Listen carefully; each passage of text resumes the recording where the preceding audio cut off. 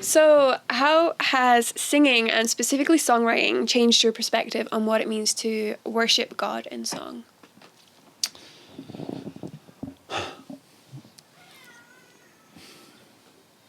It's a tough question. I guess I kind of think, like, why do we sing when we are worshipping God?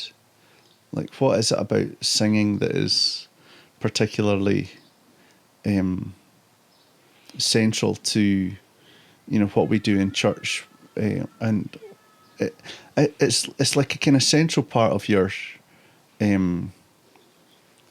existential meaning, isn't it? Mm-hmm. Like when you sing, you're affirming some kind of great fundamental truth, and you're recruiting your body and your mind and your soul and your spirit and directing it in at one particular point, and it all kind of hinges on the truth that you're singing about. There's something really profound about that. It's hard to kind of, I don't know why.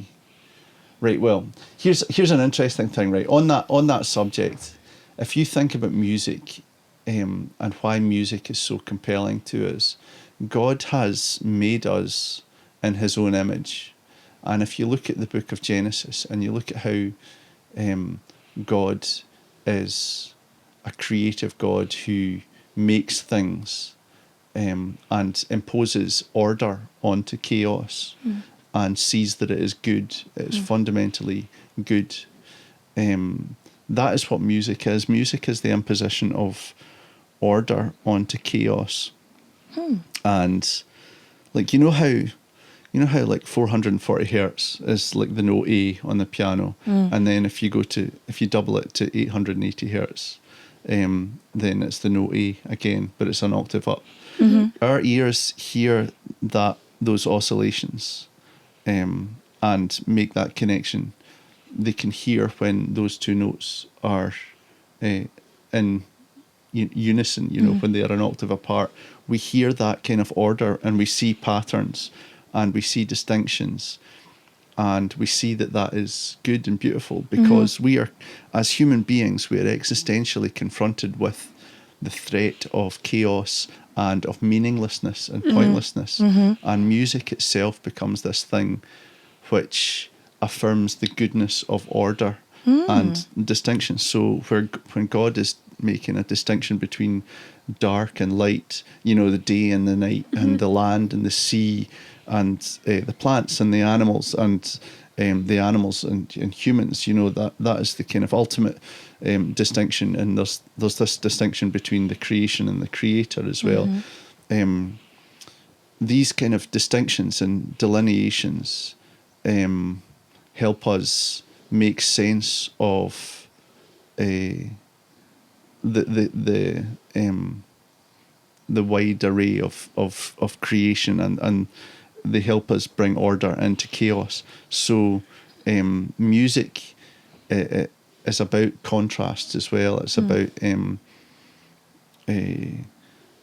establishing a pattern. Let's say establishing a pattern in the drums. Just keeping that kind of boom, and then you've got that pattern. Then you've got something that sits on top of it, which is different from it and distinct, and creates a contrast.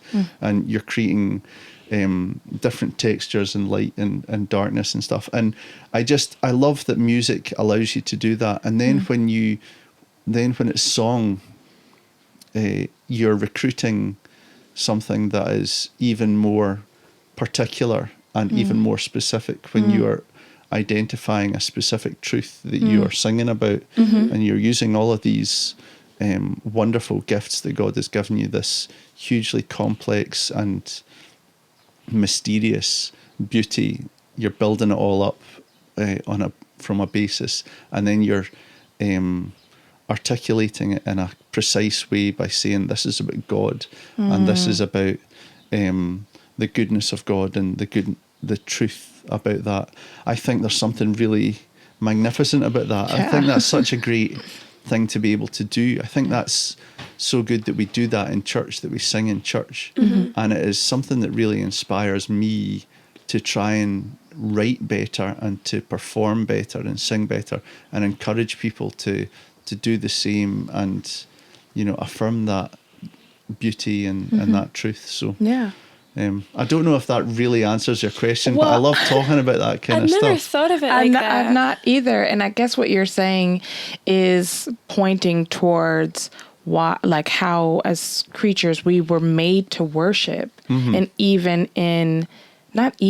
but especially in music, music has a worshipful nature to it because of that, as you were saying, that order amongst chaos. The fact that we are ordering ourselves and our music and our notes and our harmony and everything, this beautiful thing that we are participating in creation to point it towards the creator. It's not just like we were saying in the episode, look at how talented we are. Yeah. It's to say, look at how what we've created, look at how beautiful it is and how it's pointing towards the most beautiful, like God. It bears testimony, doesn't it? Yes. So, like, I have this view of music that says even music which has been written by people who are atheistic in their approach and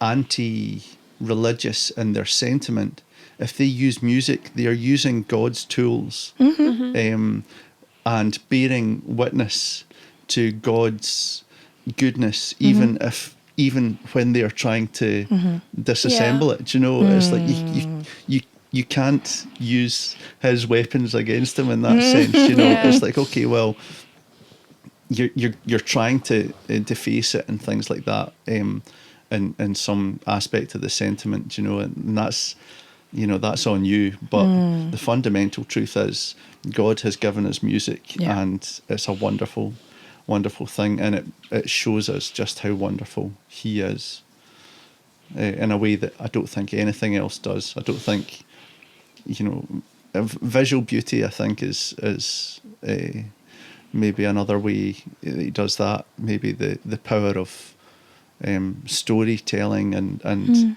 history and understanding those kind of things, but I think music is a very particular and mysterious gift, and I'm so thankful for it. I hope you enjoyed that clip from the Hymnpartial podcast, but before you go away, make sure you hit subscribe and ring the bell so that you are notified whenever we release new content on this channel. For more information, like how to support us or to sign up for our free weekly newsletter, make sure you head over to hymnpartial.com.